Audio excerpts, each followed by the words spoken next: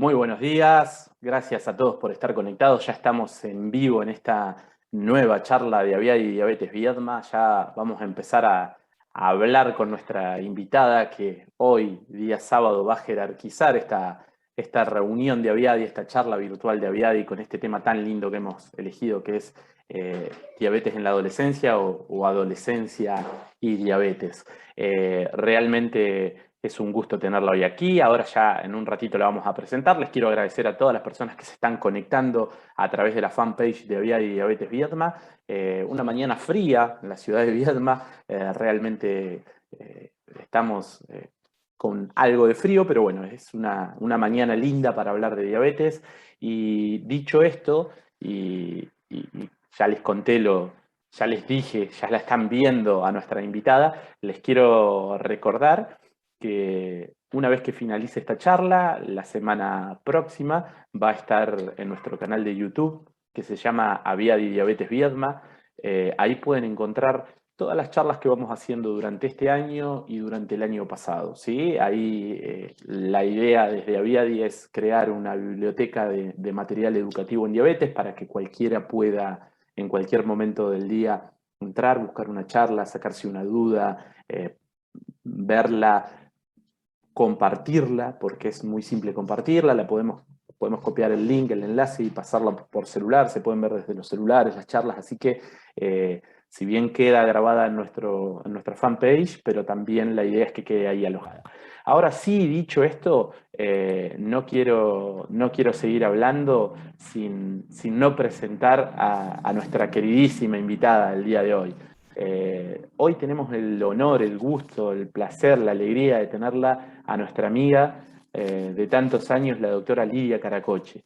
¿Sí? Hola Lidia, bienvenida. Gracias por estar ahí, gracias por regalarnos esta mañana.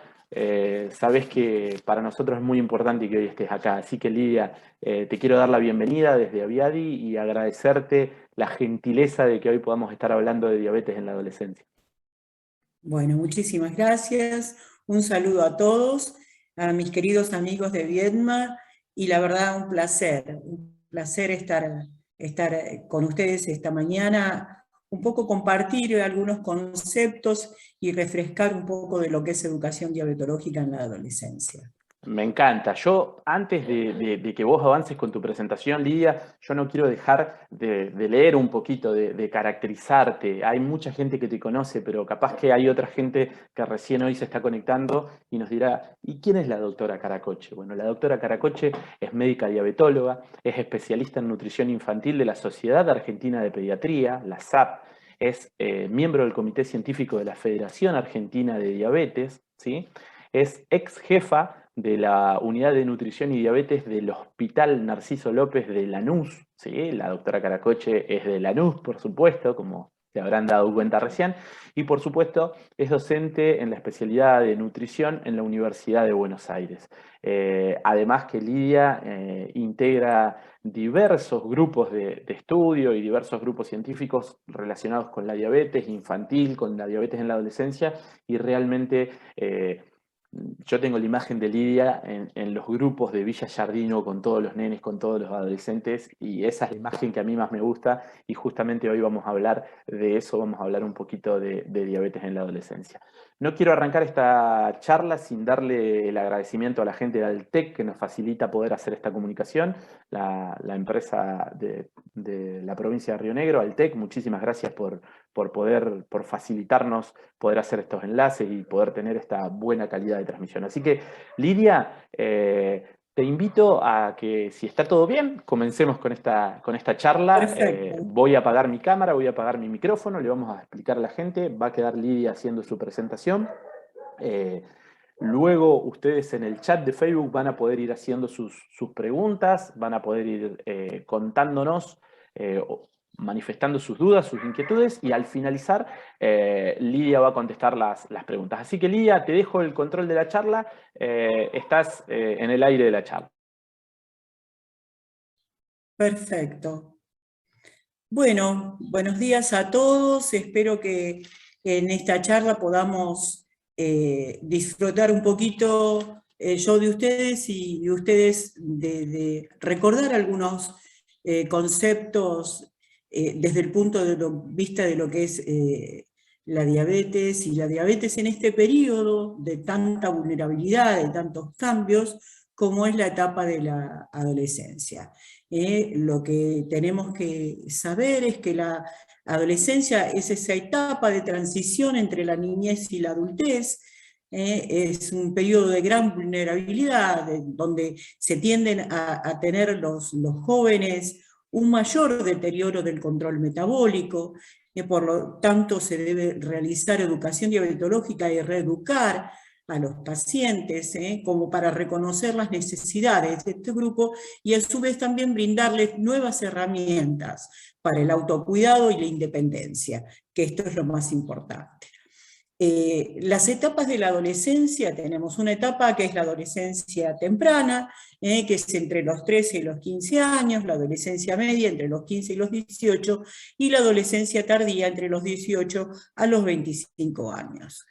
La idea, ¿cuál sería? Fortalecer, tener estrategias para fortalecer el control metabólico, dándole confianza, realizar una intervención desde el punto de vista motivacional a los jóvenes, da muy buenos resultados, sobre todo en el autocuidado de los adolescentes.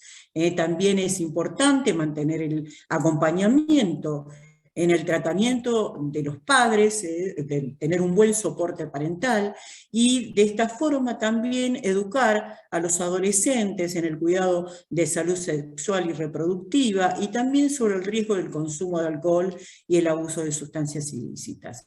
Organizar los controles médicos regulares, fundamentalmente, y, digamos, brindar todo el apoyo para una etapa en forma posterior, que es la etapa de transición entre el médico pediatra y el médico de adultos, y realizar un trabajo en una primera instancia de forma combinada. ¿Cuáles serían los objetivos, en realidad, del control metabólico en este periodo? Bueno, fundamentalmente nosotros tenemos las guías de la Sociedad Internacional de Diabetes Pediátrica y del niño y los adolescentes, donde nos dan lineamientos con respecto al ideal, a los objetivos en el control metabólico. Y esto sería mantener las glucemias entre 70 y 180, evitar hipoglucemias, evitar hiperglucemias sintomáticas y cetoacidosis, y determinar también los requerimientos de la insulinización basal, como así los bolos, evitar complicaciones a largo plazo y, fundamentalmente, promover el bienestar psicofísico. Tenemos estos criterios, tenemos criterios de ISPAD, de la Sociedad Americana de Diabetes, donde podemos observar, ellos se plantean, nosotros los que tenemos el lineamiento son los del ISPAD, que es mantener glucemias en ayunas o preprandiales entre 70 y 130, y a las 2 horas postprandiales entre 90 y 180 miligramos por ciento, glucemias antes de ir a acostarse entre 80 y 140, y digamos, hemoglobinas glicosiladas alrededor de 7. Fíjense que tenemos criterios de la Americana de Diabetes, que bien dan es una diferencia no muy significativa, pero digamos, tenemos esas diferencias.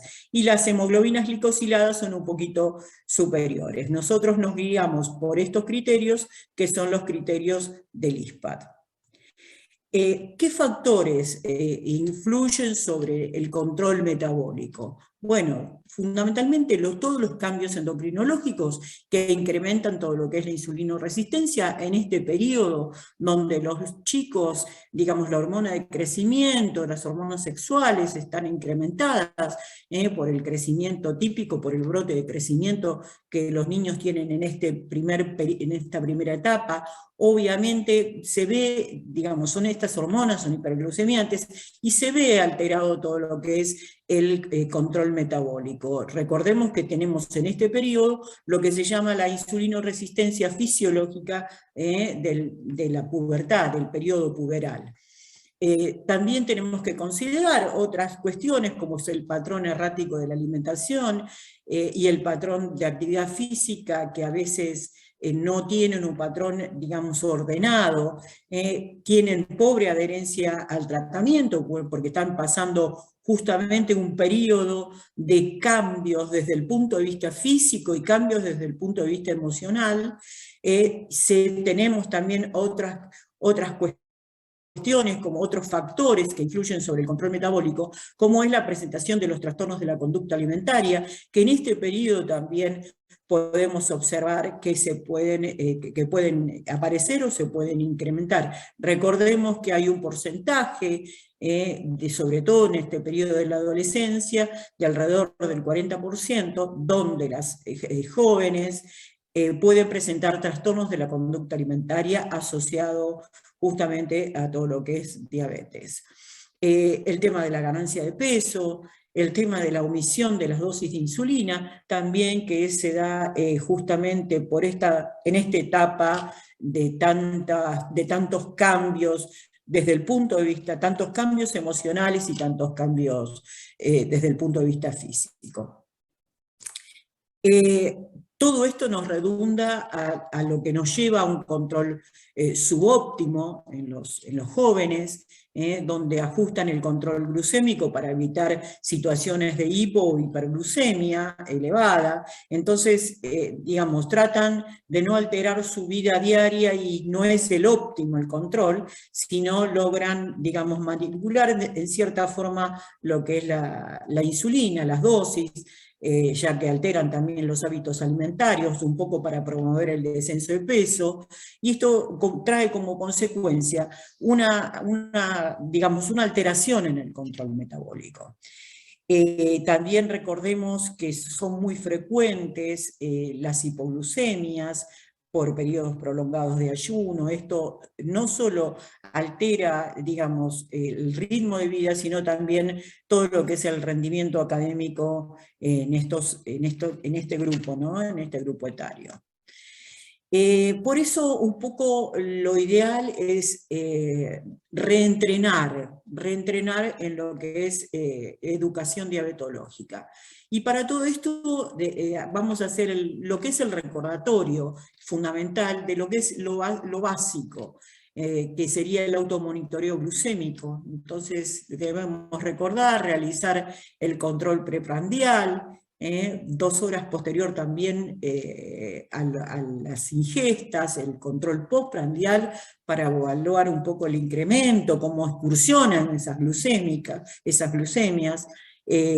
Debemos realizar el control pre-ejercicio, durante y post-ejercicio para evitar en realidad hipoglucemias, intensificar el control cada 2 horas los días que los pacientes están con algún problema desde el punto de vista físico o alguna enfermedad, y más que nada en este periodo de pandemia, donde hubo jóvenes que han cursado COVID, realizar el monitoreo justamente también en esta circunstancia de la cetonemia. Recuerden que la fiebre excursionan las glucemias, o sea, por cada grado de fiebre que aumenta, de temperatura que se aumenta, generalmente tenemos un incremento casi de 100 miligramos de la glucemia.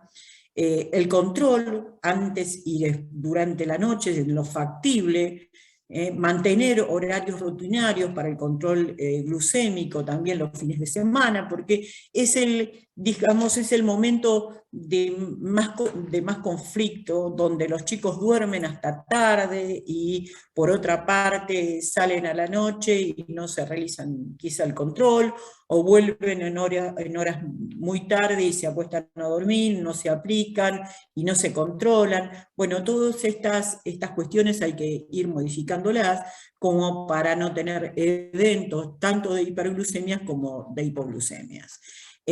También realizar el control, fundamentalmente previo a conducir o manipular máquinas. Todos estos, digamos, estos lineamientos son lineamientos que se realizaron a partir de todos los últimos consensos. Recordemos que tenemos distintos tipos de dispositivos para el control metabólico, el que realizamos a través con el sensor, el típico sensor de glucosa, que es, digamos, de la sangre capilar, que fíjense, si nosotros vemos esta imagen, justamente lo que vemos es en el tiempo real, la glucemia en el aquí y ahora. En cambio, por ejemplo, en todo lo que son los sensores y el monitoreo continuo de glucosa, donde está acá los vasos, los capilares, en realidad lo que mide esta glucosa, mide la glucosa del intersticio, no mide la glucosa que está en ese momento en plasma. Esta glucosa tiene que migrar al intersticio para poder ser evaluada, y eso nos tarda, tenemos un delay, tenemos un tiempo que es alrededor de 10 minutos, donde esta glucosa va al intersticio y es medida, y es lo que nos representa la glucemia en el free libre y en el monitoreo continuo de glucosa, que es el que justamente es en los sensores que tenemos aquí, que están adosados inclusive a las bombas y digamos, a los sistemas de infusión, mide lo que es la glucosa intersticial.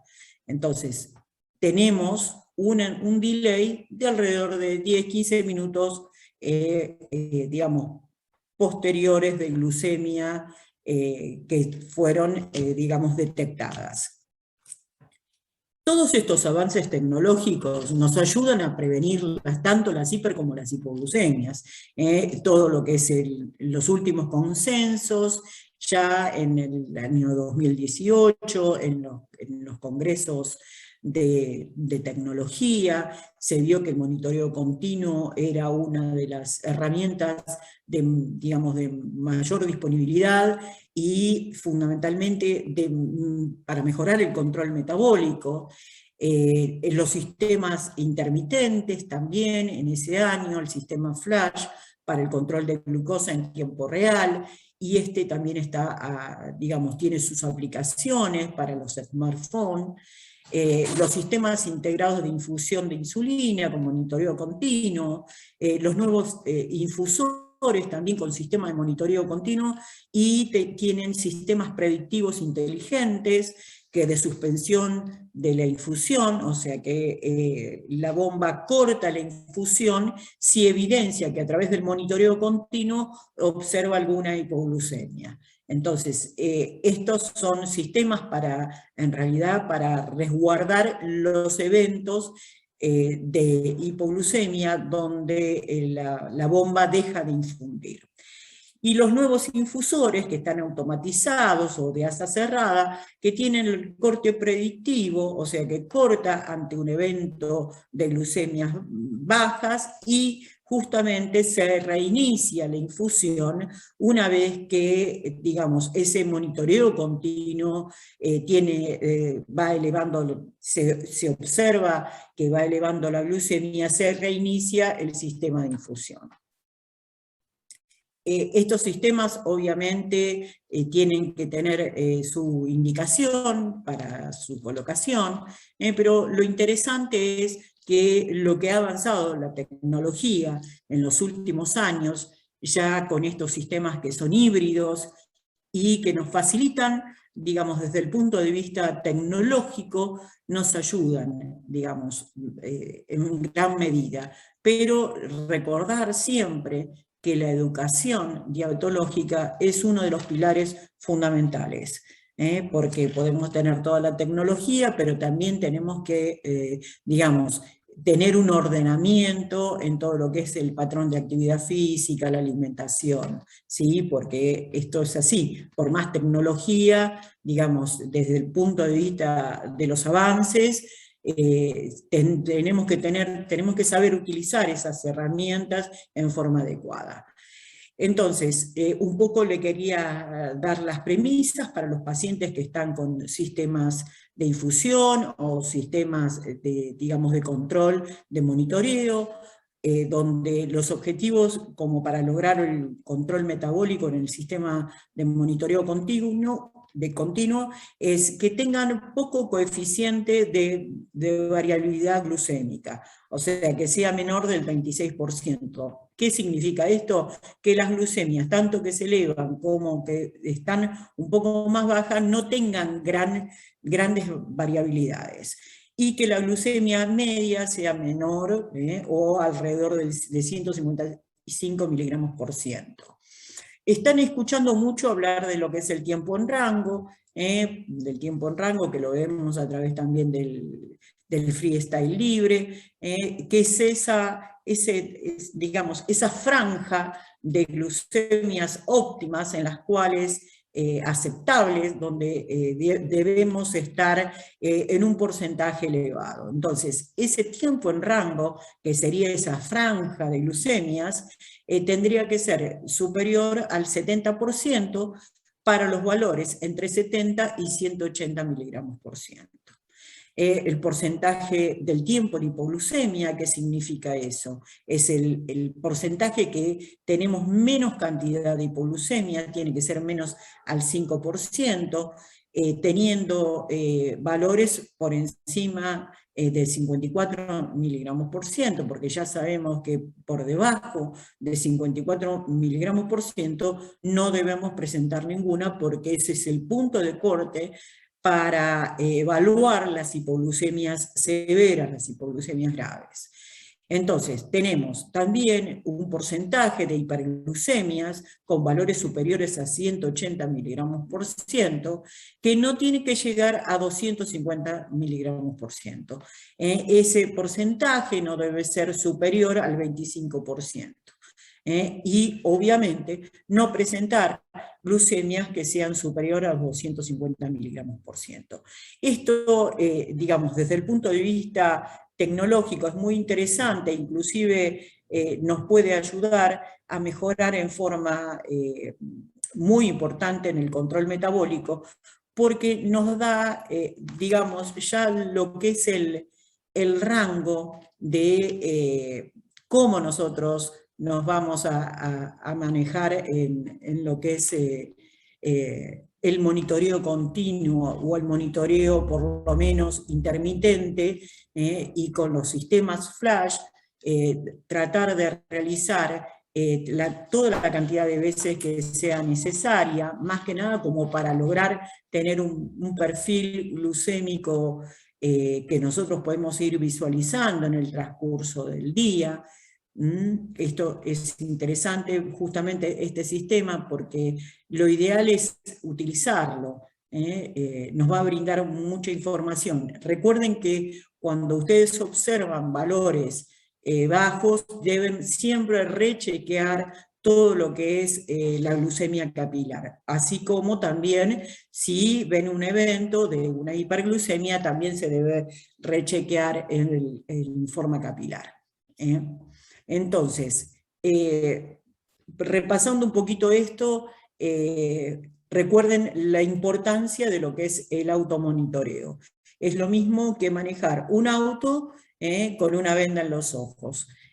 Siempre se debe, es fundamental, no sirve monitorearse una vez por día, lo ideal es de 6 a 8 veces por día, los que tienen sensores que utilizan el monitoreo capilar, y los que tienen sistema de flash, tratar de utilizarlos y no pasar horarios más de 8 horas sin escanear. El escáner justamente cuanto más información tengamos, mayor digamos, ayuda va a ser para nosotros.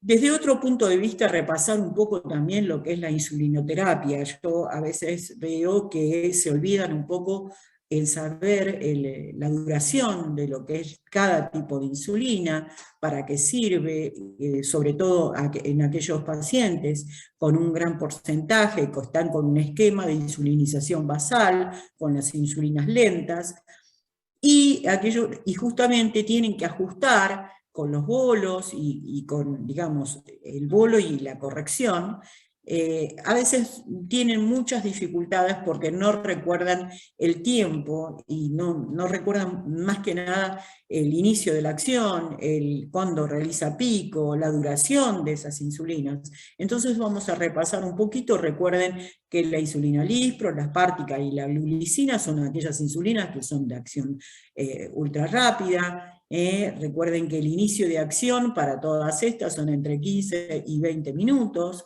y tienen un pico de alrededor de 1 a 3 horas. Su duración es más o menos alrededor de 3 horas, no más de eso, entre 3 a 5 horas.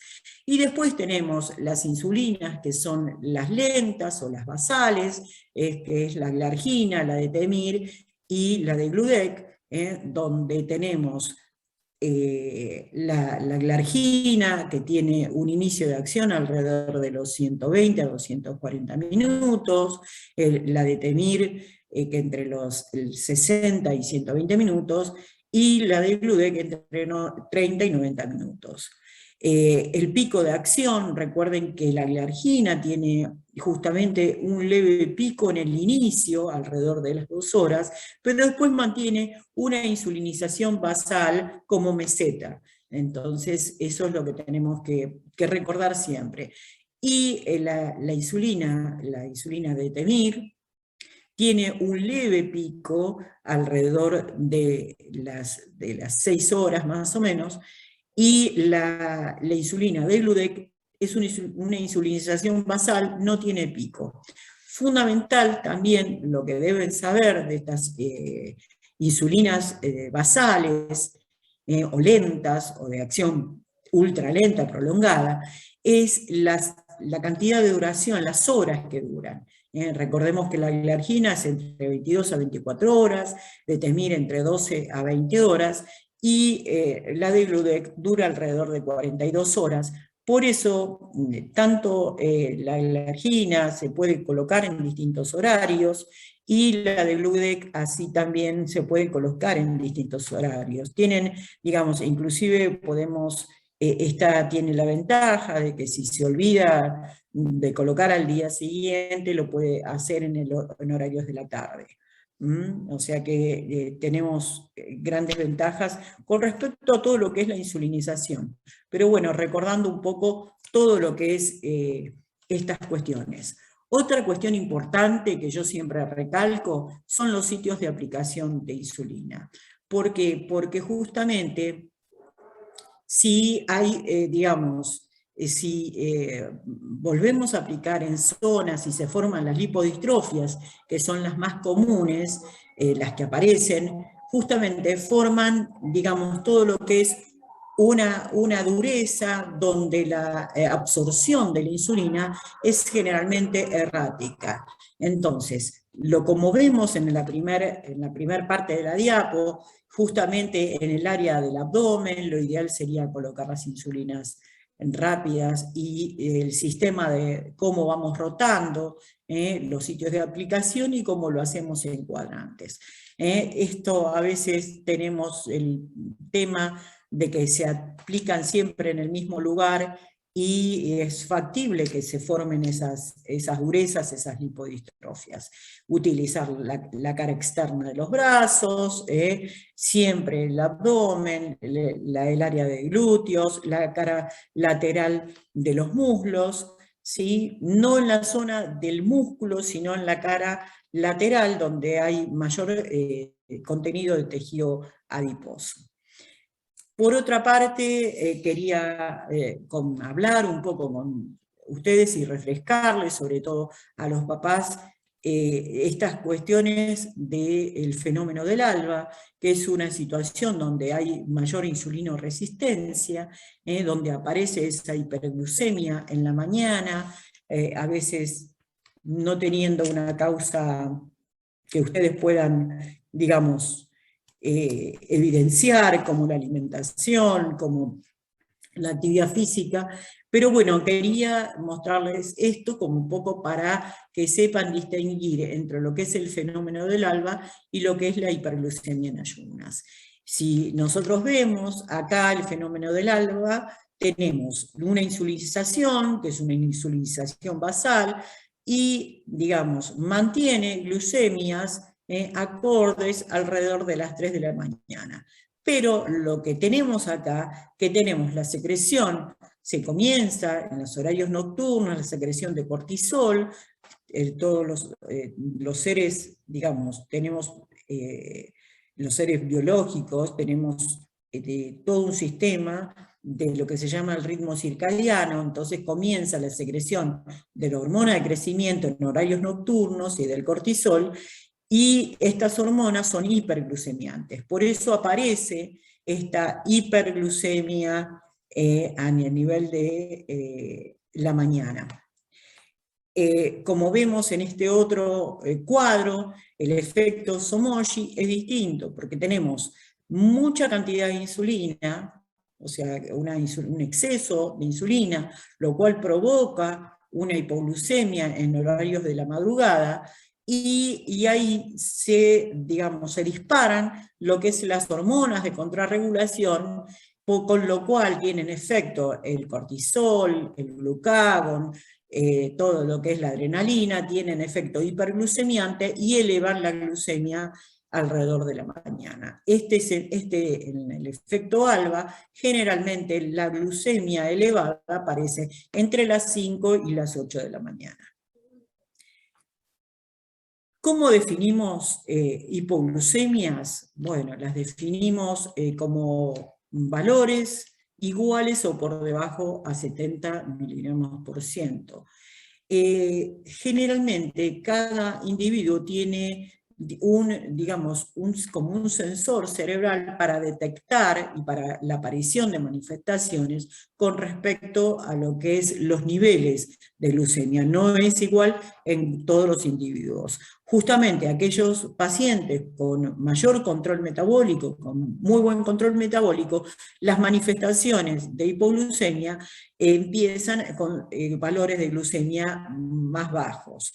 Como así pasa también con aquellos adolescentes, aquellos jóvenes que están con valores o con control metabólico, con hiperglucemias permanentes, donde los valores, quizá valores de entre 100 y 120, tienen manifestaciones de hipoglucemia, de síntomas de hipoglucemia, con valores de glucemia que no corresponderían. Bueno, esto se da justamente por mecanismos de regulación a nivel cerebral, de neuroregulación sería.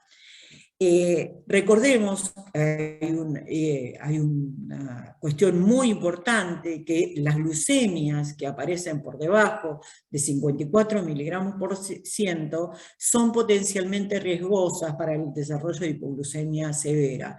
¿A qué llamamos hipoglucemia severa? Son aquellas que el individuo, el joven, presenta pérdida del conocimiento y requiere la asistencia de un tercero.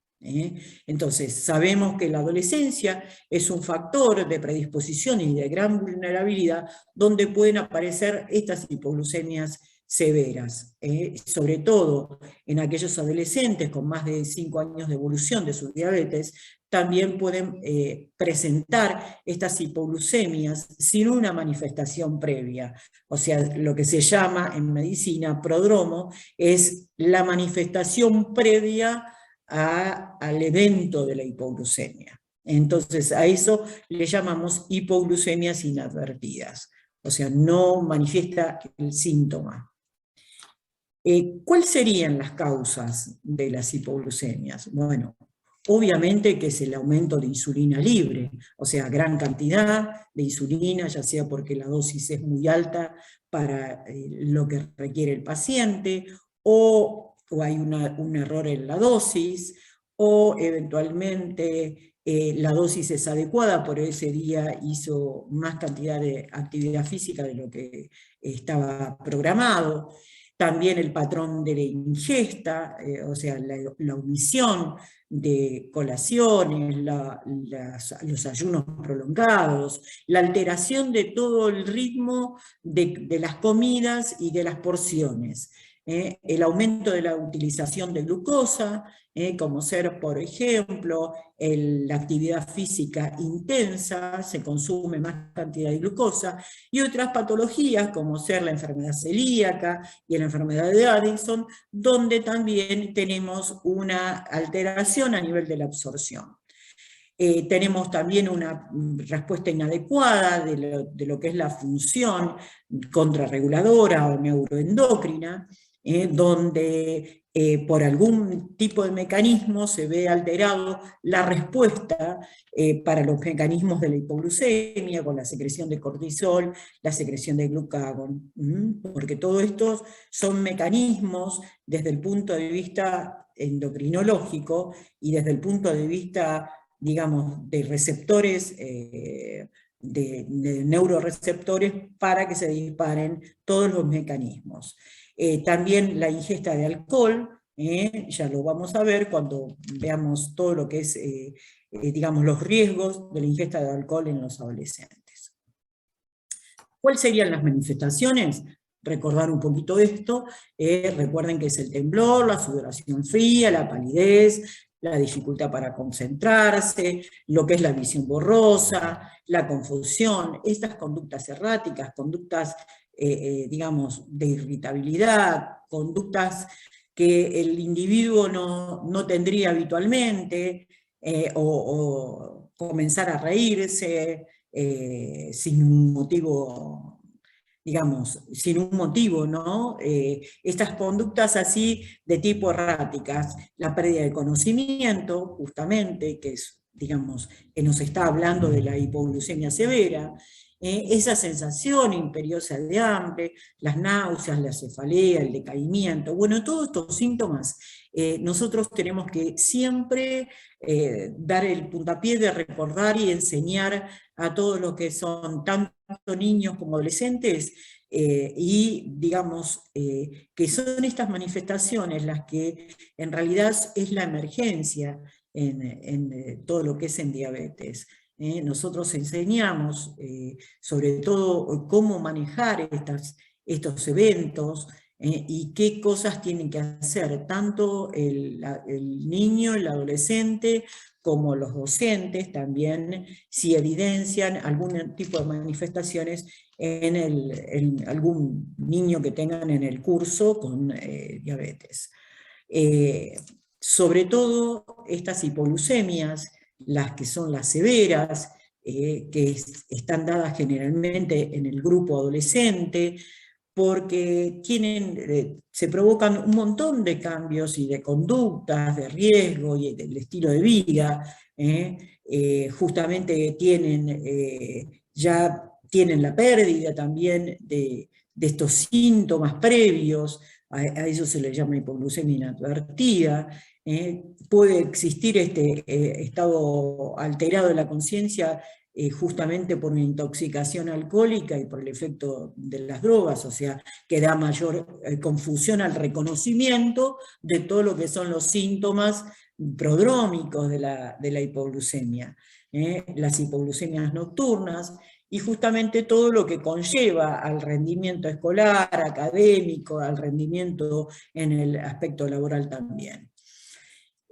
Recordemos que las hipoglucemias nocturnas son aquellas que se presentan en horarios de dormir, entre las 0 y las 6 de la mañana, son las que son más difíciles de detectar, justamente por eso uno siempre da la indicación de realizar algún tipo de control durante la noche, sobre todo si tienen eventos reiterados o hipoglucemias iterativas en el horario de la noche. Los adolescentes, justamente los mayores de 15 años, presentan también un alto riesgo de hipoglucemias nocturnas, porque hay sistemas de disregulación también, y se puede manifestar como alteración del sueño, pesadillas, la sudoración nocturna, la cefalea matinal, el mal humor, la sensación de cansancio, o la falta de descanso, inclusive algún episodio convulsivo durante el sueño. Entonces, estas cuestiones a nosotros nos tienen, o los típicos sacudones a la noche, nos tienen que advertir sobre realizar un control en ese momento. ¿Cómo podemos prevenir estas hipoglucemias? Justamente acá el único método es el control. Realizar el control glucémico antes de dormir, evaluar los valores bajos y tener una estrategia determinada como para evaluar y volver a rechequear, digamos, hacer una ingesta de hidratos y volver a rechequear las glucemias durante... Quizás si se va a dormir a las 10 de la noche, va a hacer un control a las 0, si tiene glucemias bajas, o a las 2 de la mañana.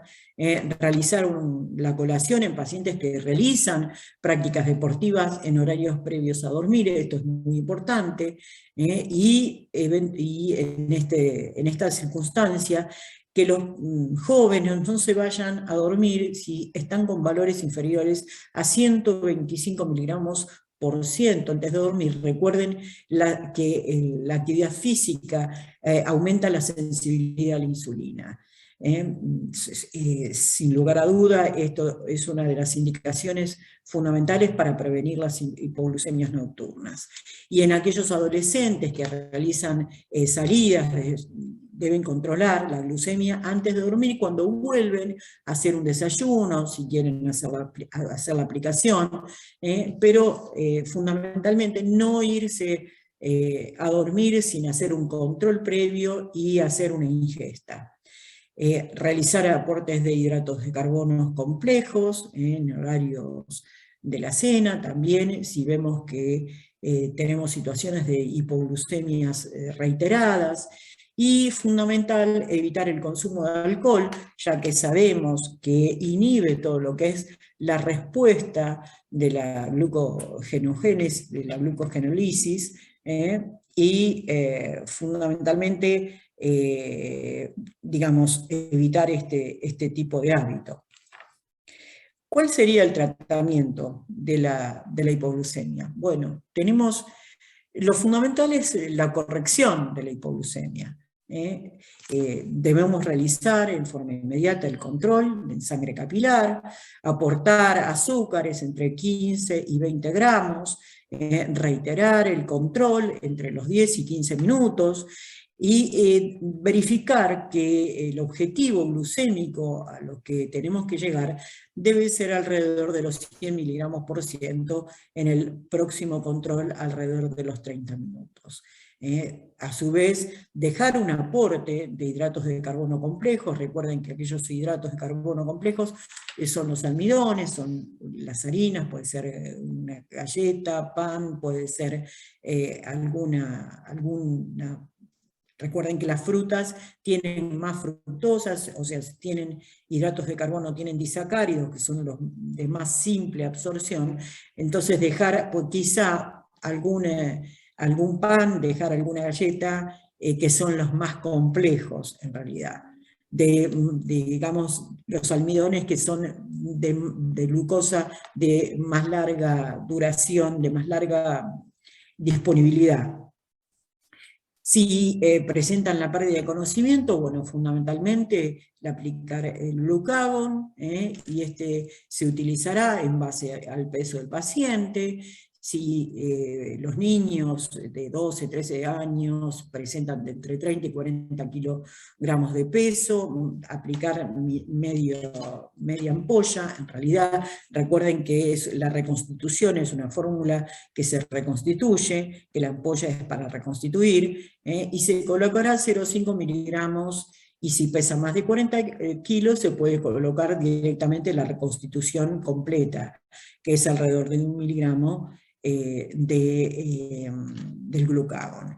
La respuesta la vamos a tener prácticamente casi en forma inmediata, y digamos, en este momento es la única medida para las hipoglucemias severas. Recuerden que este tratamiento se realiza con la pérdida de conocimiento.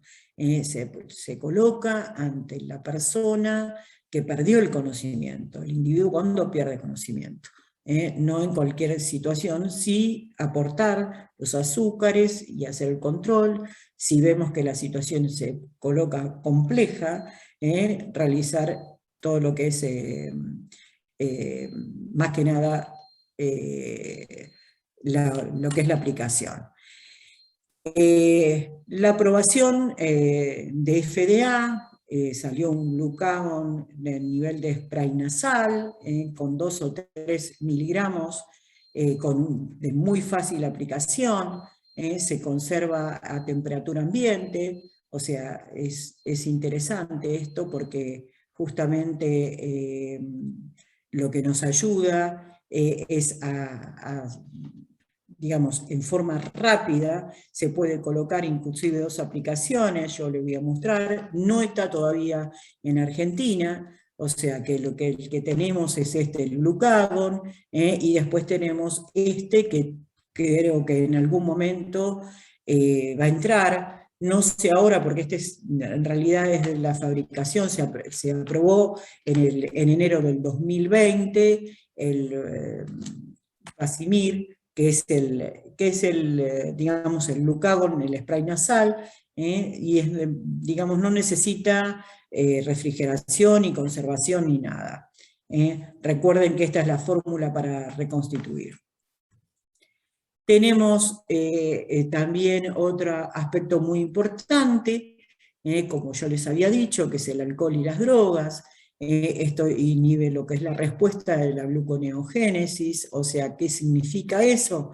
Es la respuesta que tiene el organismo de obtener glucosa ante cualquier, digamos, sustrato. ¿Qué significa? Digamos, podemos obtener glucosa a partir de proteínas, a partir de grasas, o degradar también a partir de proteínas y grasas, como para obtener un sustrato, como es la glucosa, para elevarla justamente en la sangre. Bueno, toda esa respuesta frente a lo que es por una cuestión metabólica, recuerden que el alcohol se metaboliza a nivel hepático, entonces interfiere en todo lo que es esta gluconeogénesis que también se provoca a nivel hepático.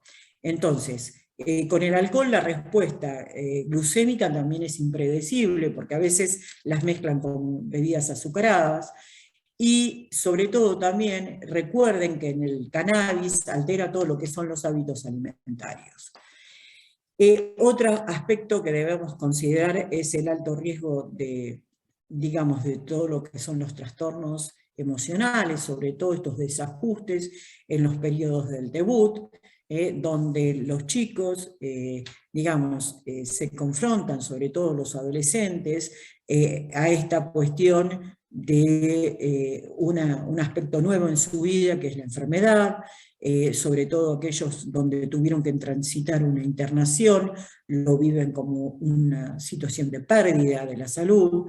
También hay factores desde el punto de vista genéticos, neurobiológicos, psicoemocionales, las situaciones traumáticas que tuvieron que vivir, y que influyen en todo lo que es el desarrollo de la depresión. Entonces, todos estos aspectos tienen que estar muy, digamos, lo tenemos que tener muy en cuenta para poder hacer un abordaje oportuno y hacer un reconocimiento precoz, para hacer una intervención en forma rápida. Recordemos que también se los ve asociados a los trastornos de la conducta alimentaria, a la ansiedad, al aislamiento social, y recordemos que también lo que es la depresión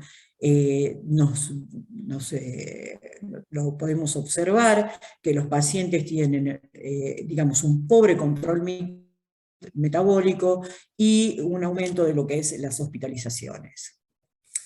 Tenemos indicadores en lo que es la falla de la adherencia asociados a la depresión, como es la dificultad en la aceptación de las indicaciones, las conductas de riesgo en general, asociadas a todo lo que es al cuidado de la enfermedad, dificultades para comunicar, para sociabilizar, la enfermedad con sus pares, no le dicen a los compañeros, nadie quizá en el curso sabe que el chico tiene diabetes. Entonces esto también es un indicador de depresión, de no aceptación.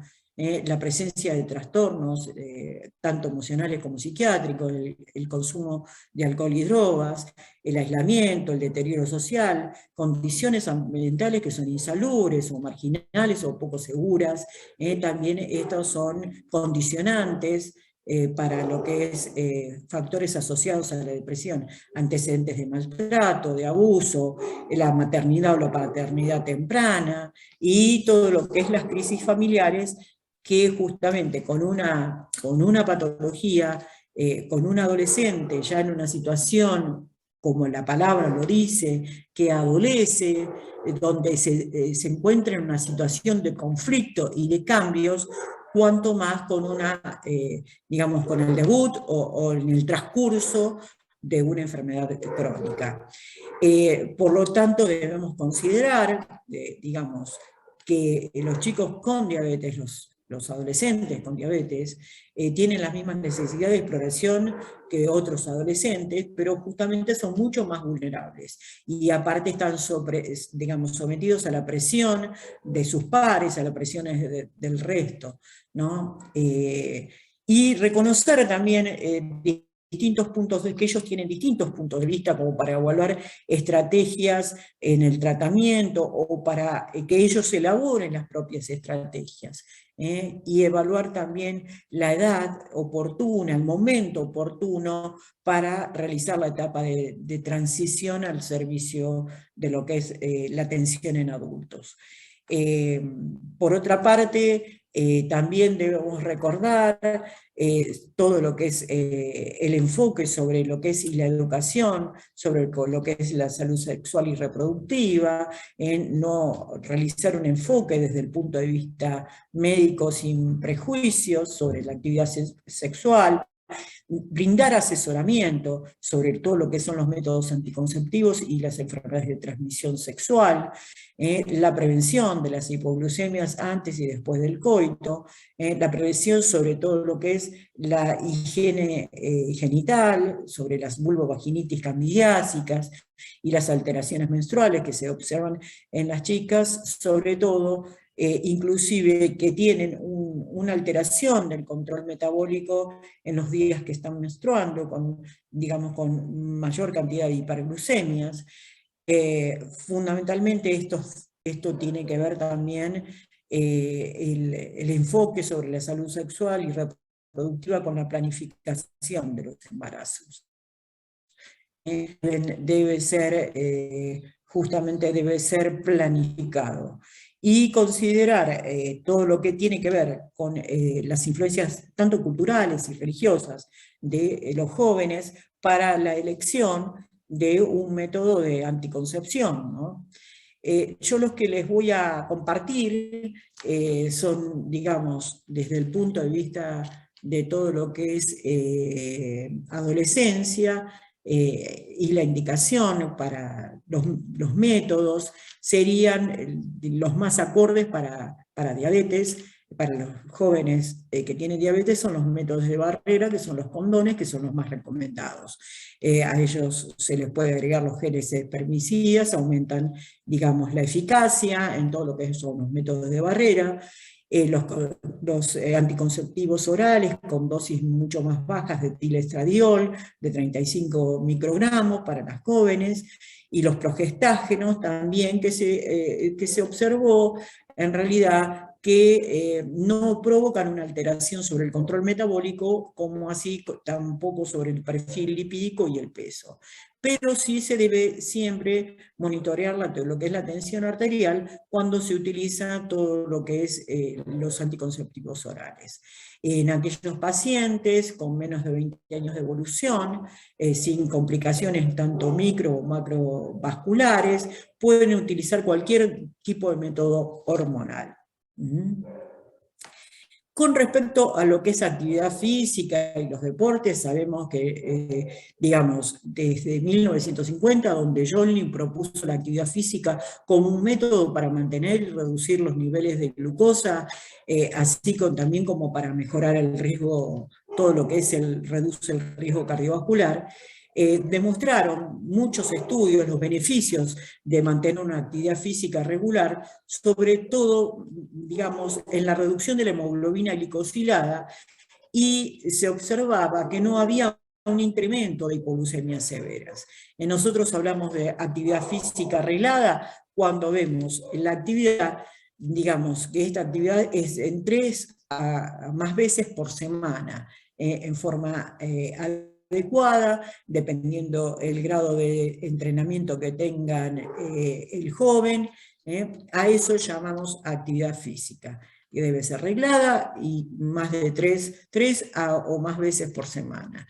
Esto hace que se reduzca el riesgo cardiovascular, mejora el control del peso, promueve el bienestar psicofísico, que esto es muy importante, porque provoca también la liberación de las endorfinas, y esto promueve toda una sensación de bienestar en la actividad física. Tenemos que tener factores a considerar en la práctica deportiva, por ejemplo, la duración de esa actividad física, el tiempo de la actividad, el control metabólico, cómo está, los niveles de glucemia pre y post ejercicio, el tipo y el tiempo de acción de las insulinas, el tipo y tiempo de las comidas que ingirió, si fueron previas o si fue post ejercicio, los grupos musculares que vamos a utilizar durante la actividad y el grado de entrenamiento. Yo en este cuadrito les voy a dejar unos cálculos, dependiendo de las últimas recomendaciones sobre actividad física y diabetes, de las guías de la Sociedad Internacional de Diabetes Pediátrica del año 2018, donde ellos formulan, digamos, dan unas recomendaciones sobre los cálculos de los bolos prandiales y con respecto a la actividad física.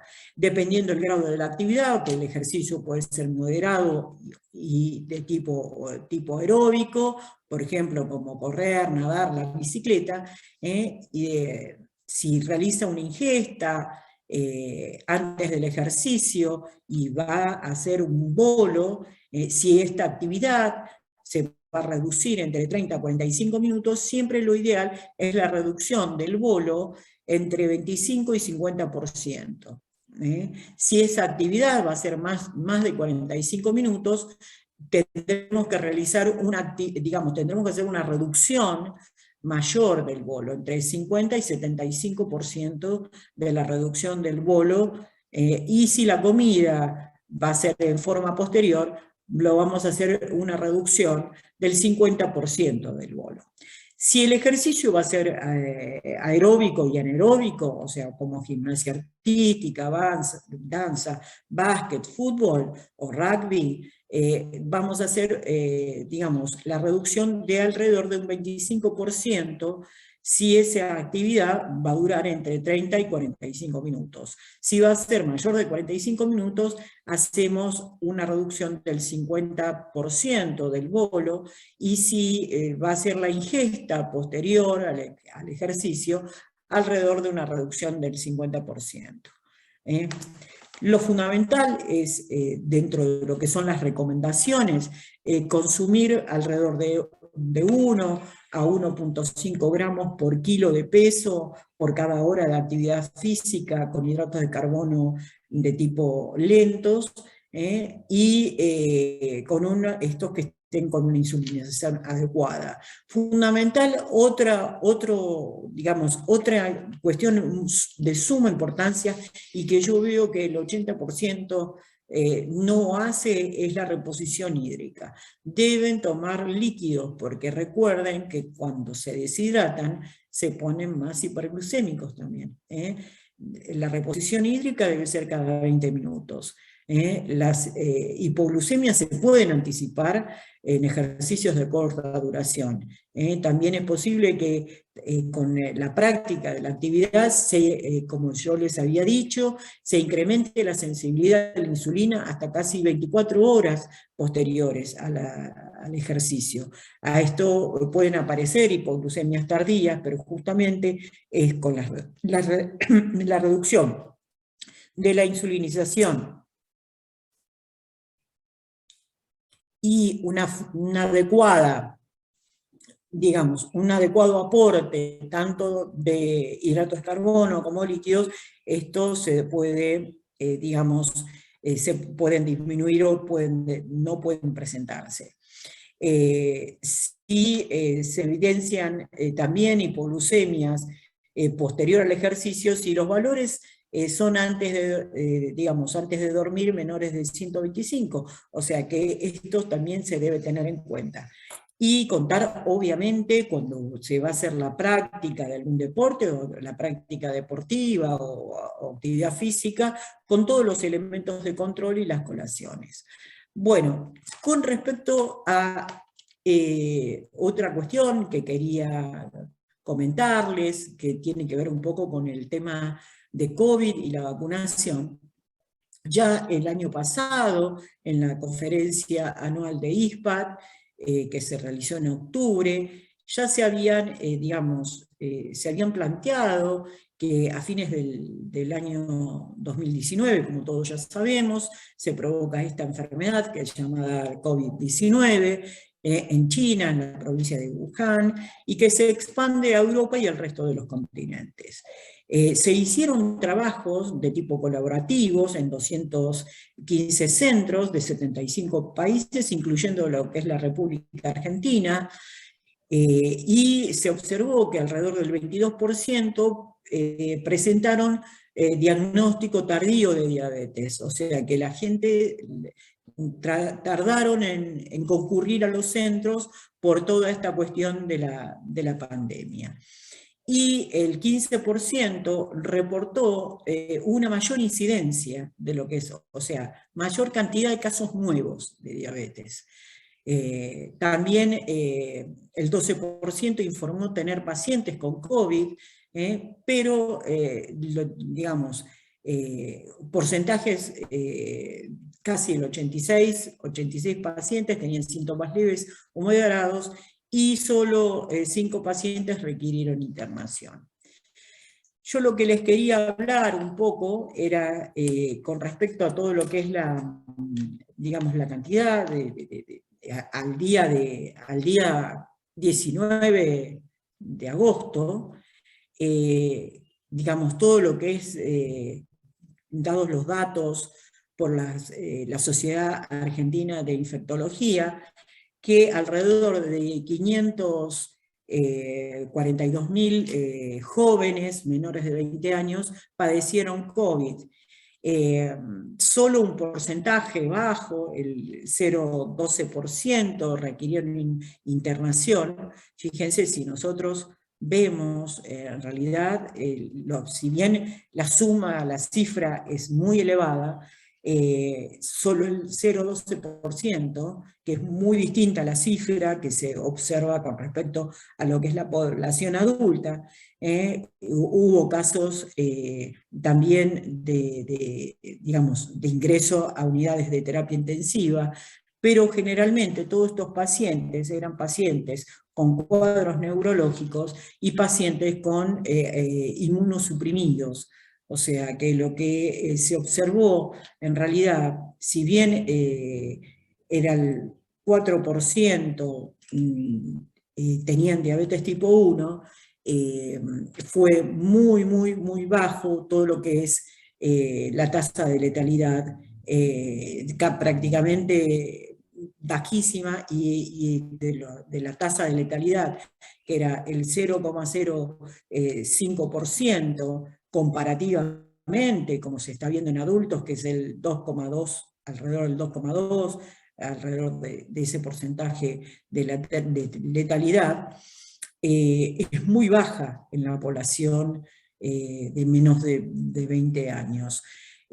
pero justamente con el advenimiento, con el desarrollo de todo lo que es las vacunas, sobre todo si nosotros la tenemos aquí en el país ahora, lo que es la vacuna de Moderna, yo lo que les estoy mostrando un poco todo lo que son los artículos, los trabajos que se realizaron, que están publicados en el New England Journal of Medicine, de tanto de la vacuna Moderna como la de Pfizer, que es la que se va a utilizar, la que se utiliza y que está aprobada para el grupo de menos de 17 años, y para la población en general. Estos estudios se realizaron con una cantidad interesante, el de Moderna con 3.000, casi 3.500 pacientes, donde jóvenes de entre 12 y 17 años, y justamente este trabajo se hizo entre el 1 de abril y junio del 2021. Ellos lo que tuvieron alrededor de 2.500 pacientes, le colocaron la vacuna y 1.000 y pico le pusieron un placebo, y lo que pudieron observar es una respuesta inmunológica superior al 90%. ¿Qué significa eso? Que la vacuna tiene muy buena respuesta inmune. Inclusive lo que estuvieron observando, que la respuesta inmunológica fue superior en el grupo de entre 12 y 16 años, de la que fue al grupo de entre 16 y 25 años. Obviamente detectaron algunos efectos adversos, como es, por ejemplo, el dolor en el sitio de la aplicación, o la cefalea, o el cansancio. No hubo eventos, no tuvieron eventos severos en la población menor de 17 años con la vacuna Moderna. Con respecto a la vacuna Pfizer, también está publicado, como vemos en el artículo del New England Journal of Medicine. El trabajo se hizo alrededor de 2.260 jóvenes, donde se les puso a 1.130 la vacuna y 1.129 el placebo, y ellos lo que sí pudieron observar, que tenían alrededor de casi un 100% en este grupo etario de lo que es la respuesta inmunológica, de la inmunogenicidad. Esto es interesante porque vieron que tenían mejor respuesta también que en el grupo, digamos, que el otro grupo de entre 16 y 25 años. Como la vacuna Moderna, también observaban el dolor en el sitio de la aplicación, cefaleas o el cansancio. No observaron eventos graves, que esto es importantísimo con respecto a la seguridad, a la bioseguridad de las vacunas. Y por otra parte, otra cuestión que yo quería resaltar con ustedes es que la vacunación ha demostrado una alta efectividad para evitar la evolución de las formas graves de COVID-19.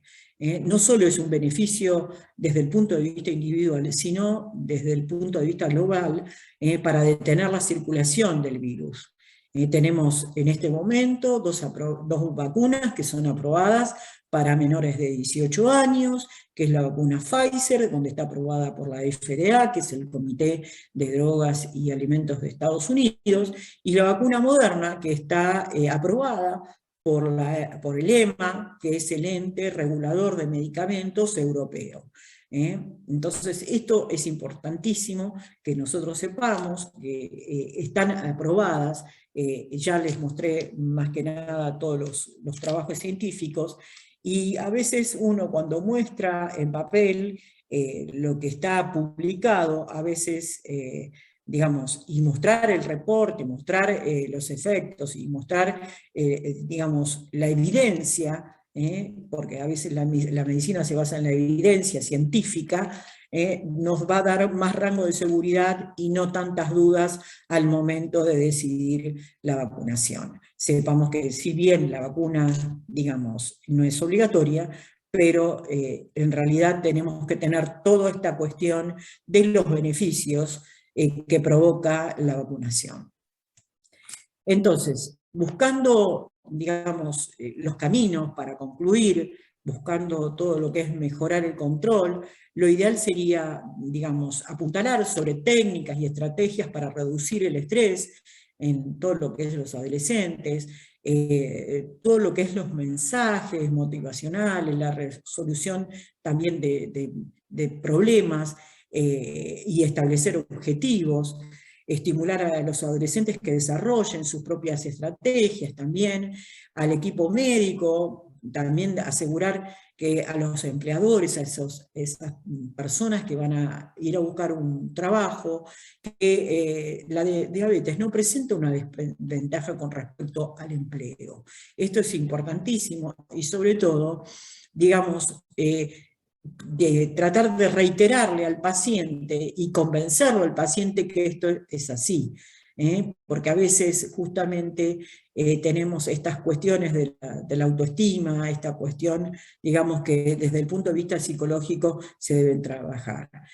Asesorar sobre las nuevas tecnologías para mejorar el control metabólico, sobre la salud sexual y reproductiva, y realizar intervenciones psicoemocionales, para mejorar todo lo que es la autoestima y generar actitudes responsables de autocuidado para lograr una buena calidad de vida para una etapa futura. Lo que yo les puedo ir diciendo es justamente que la principal herramienta que nosotros tenemos para, digamos, para una mejor calidad de vida es la educación. A veces ni tanto las tecnologías, sino la educación, el acompañamiento y generar todas estas actitudes responsables en los chicos.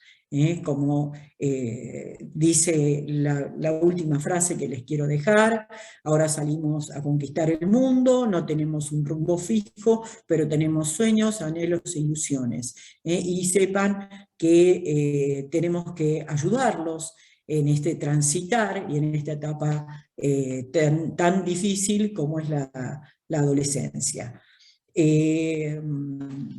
Yo creo que hay cuestiones, justamente siempre uno trata de apuntalar tanto a los adolescentes como a los padres, ¿no? Porque también ellos transitan esta etapa difícil de la adolescencia. Ya tener hijos adolescentes es un tránsito bastante difícil para los padres, porque justamente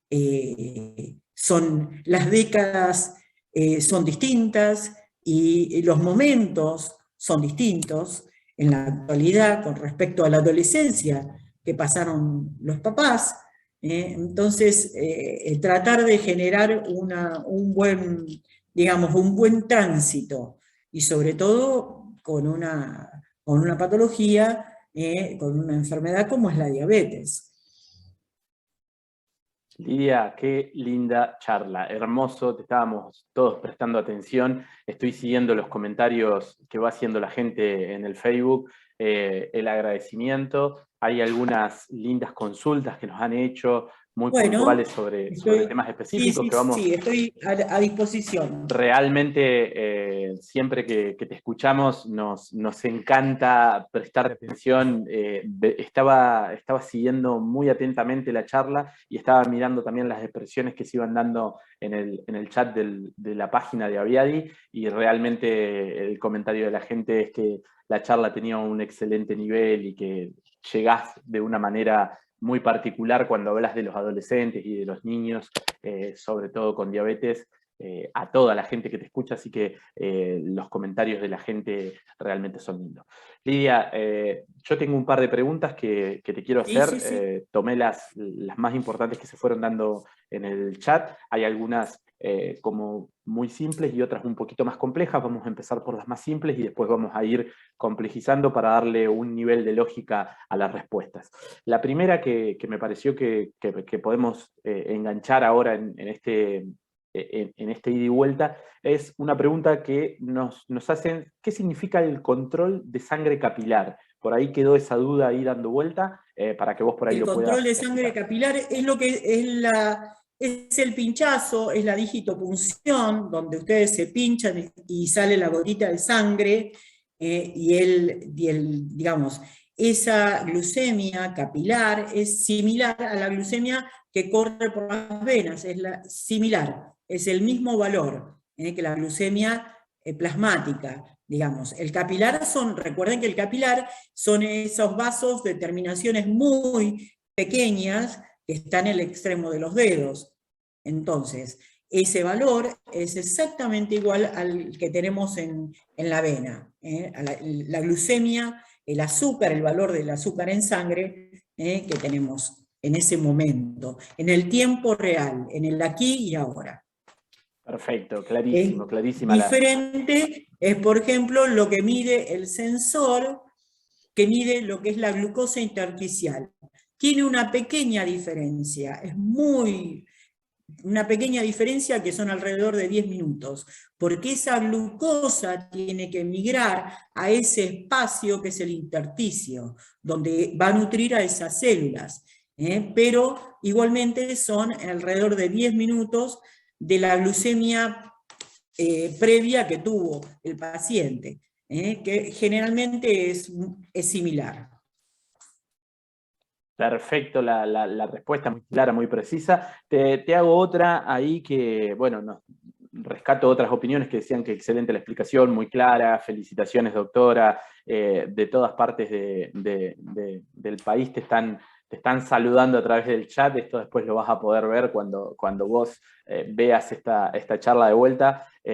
Vas a ver qué lindo. Te está mandando un saludo muy grande el doctor Nito Abraham. Ahí nuestro querido Nito está conectado y te está dejando un Un mensaje. abrazo grande al doc. Hay mucha gente de Aviadi también que está conectada, papás, chicos que están conectados y que te están mirando y te están saludando también a través del Facebook.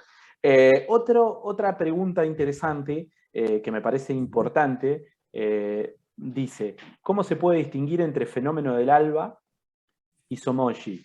¿Sí? Isomoji, bueno. Y cómo se compensa y si esto se corrige. Y bueno, y el comentario final es: excelente nivel de exposición. O sea, esa pregunta me Bueno, parece interesante. sí, justamente el fenómeno del alba, como yo lo expliqué, tenemos una insulinización en horarios nocturnos que es adecuada. No se provoca la hipoglucemia en la madrugada. O sea, y en el fenómeno Somogy sí, nosotros tenemos, a diferencia que el alba, tenemos que tener una hipoglucemia previa. ¿Sí?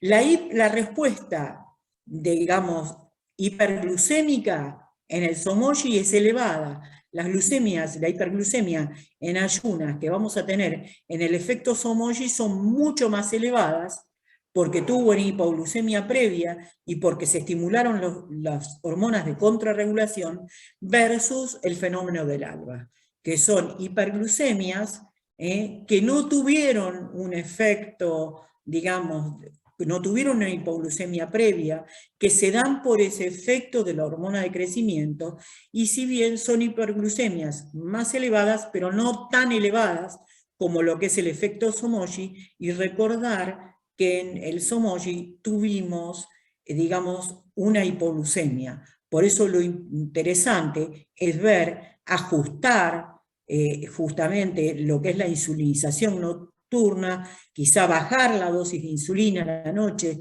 para que no se provoque esa hipoglucemia a las 3 de la mañana y evitar esa hiperglucemia en ayunas tan elevada por el efecto de las hormonas de contrarregulación.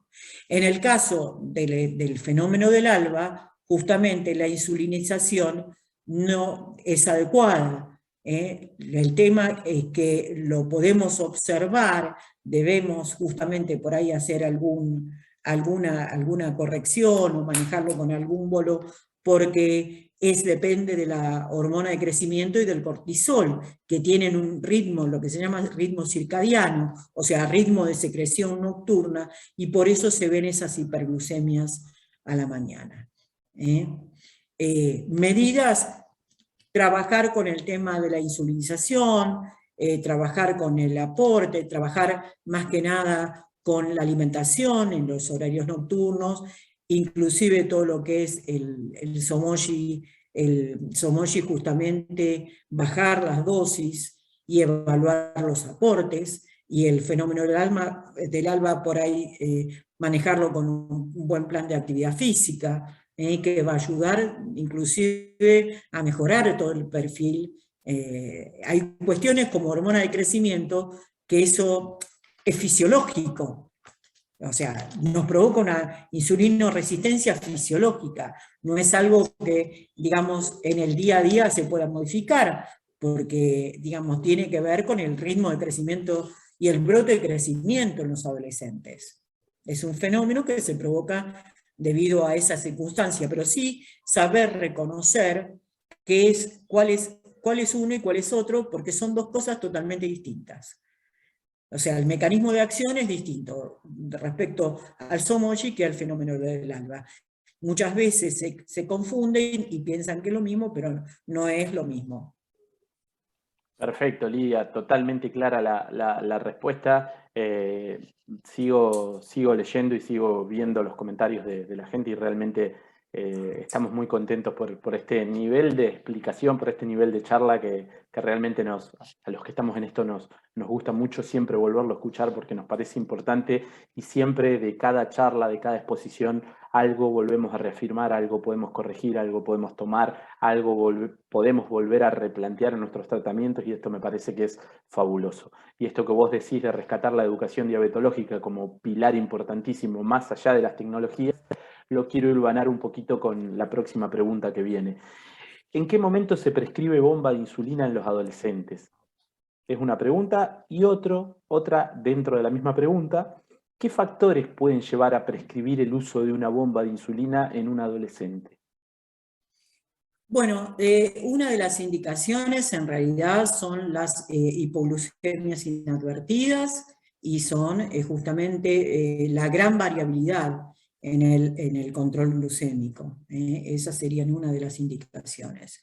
Pero fundamentalmente una de las indicaciones más importantes es mejorar el control metabólico, sobre todo aquellos que tienen gran variabilidad, aquellos que tienen hipoglucemias reiteradas o hipoglucemias inadvertidas o hipoglucemias justamente nocturnas, porque hay bombas que están automatizadas con cortes, digamos, predictivos de la infusión. Entonces eso evitaría, digamos, si nosotros con una insulina basal, como por ejemplo una lenta, ya sabemos que va a tener una cantidad determinada de horas de acción. Entonces a veces se puede seguir provocando, inclusive pacientes digamos, que se le instaló una terapia con un esquema basal y con los bolos persisten en todo lo que es las hipoglucemias inadvertidas. Esa es una indicación de un infusor, por ejemplo. Y por otra parte, también aquellos pacientes que tienen aversión a los pinchazos, esa sería otra indicación. Si justamente la indicación de los infusores es para mejorar lo que es la variabilidad glucémica y el control. Sí tenemos contraindicaciones, por ejemplo, pacientes con algún trastorno de la conducta alimentaria, pacientes con algún cuadro psiquiátrico, pacientes que sabemos que a largo plazo no van a realizar una adherencia, pero quizá, digamos, con una educación.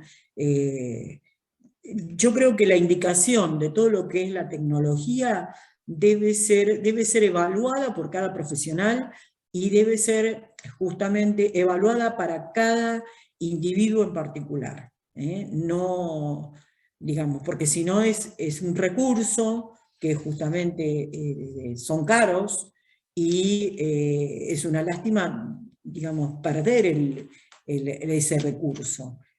También hay pacientes que lo utilizan por un tiempo y después no lo quieren, pero en realidad sepan que justamente todo lo que es todos los sistemas europeos, todos los sistemas de salud, en Europa es lo que se está usando. Más que nada todo lo que es el sistema de monitoreo continuo, del control continuo de la glucemia. Que eso creo que desde el punto de vista tecnológico, aunque utilicen lapiceras, creo que es digamos, es uno de los aspectos desde la tecnología que mayor nos ha brindado en mejorar el control metabólico. El monitoreo continuo de glucosa o por ejemplo, mejorar los perfiles del control con el freestyle o todo lo que es el sistema de monitoreo.